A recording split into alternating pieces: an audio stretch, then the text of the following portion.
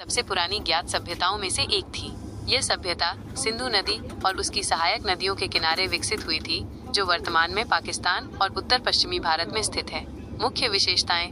नगरीय योजना। सिंधु घाटी सभ्यता की सबसे महत्वपूर्ण विशेषताओं में से एक इसकी सुनियोजित नगर योजना थी।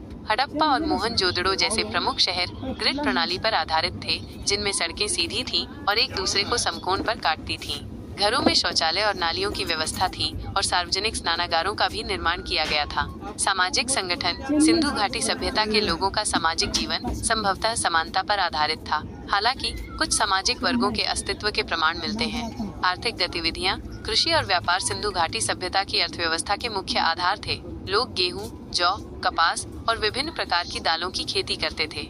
व्यापार के लिए उन्होंने नावों और बैलगाड़ियों का उपयोग किया।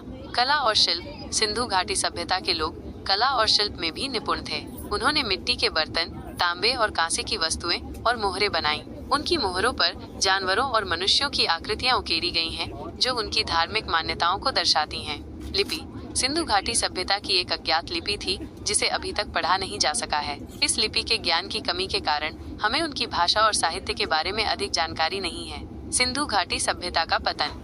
लगभग 1900 ईसा पूर्व में सिंधु घाटी सभ्यता का पतन शुरू हो गया। इसके कई कारण बताए जाते हैं, जिनमें जलवायु परिवर्तन, नदियों का सूखना और विदेशी आक्रमण शामिल हैं। हालांकि इस सभ्यता के पतन के सही कारणों का अभी तक पता नहीं चल पाया है।